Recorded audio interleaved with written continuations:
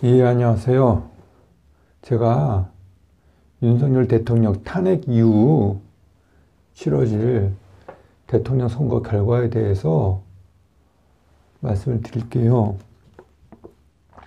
저는 윤석열 대통령의 계엄 선포 직후 윤 대통령이 탄핵되어도 이재명 민주당 대표가 대통령이 될 가능성은 별로 없다고 생각을 했습니다. 이재명 민주당 대표에 대한 부정적 인식이 윤 대통령에 대한 탄핵으로 줄어들지 않을 것으로 봤고, 또 지난 박근혜 대통령 탄핵 이후 치러진 대선과 달리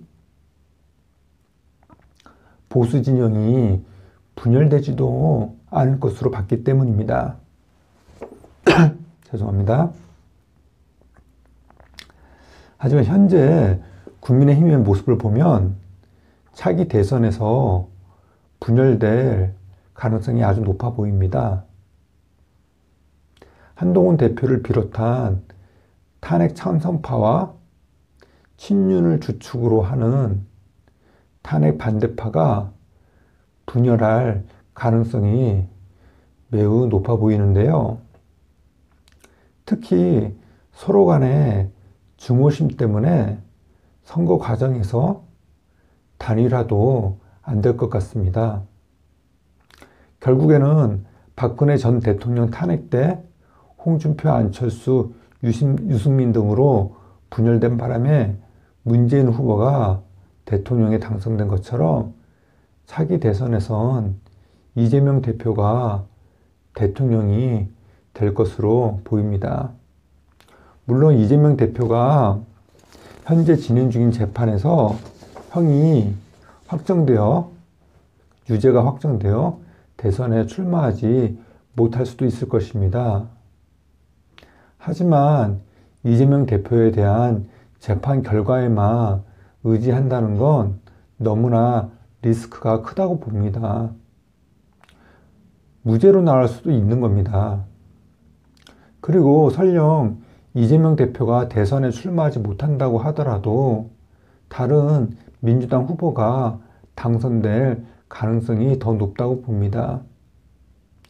보수 우파 정당이 분열되면 선거에서 무조건 패배합니다. 선거에서 가장 중요한 건 단합입니다.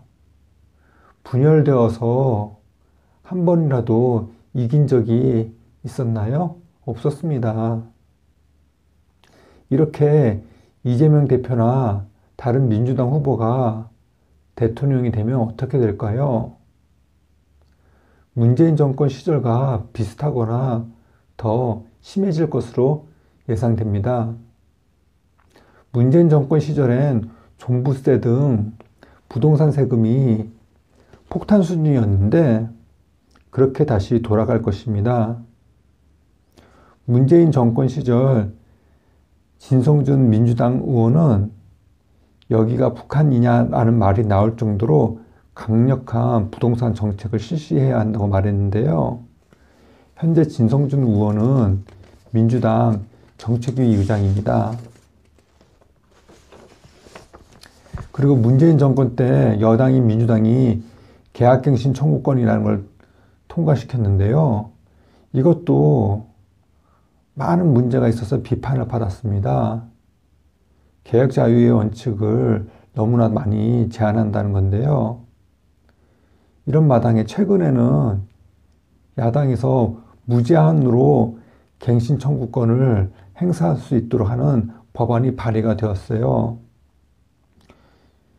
윤종호 진보당 의원이 대표 발의했고, 더불어민주당 김준혁, 박수현, 박홍배, 복귀왕, 이용우, 장종태, 그리고 진보당 전종덕, 정혜경, 조국혁신당 황운하 등 10명이 공동 발의자로 이름을 올렸습니다.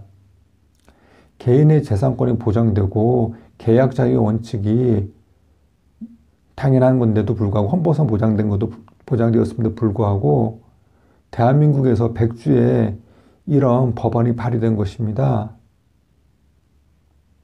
물론 이 법안에 대한 반발이 커서 법안 발의가 철회는 됐는데요.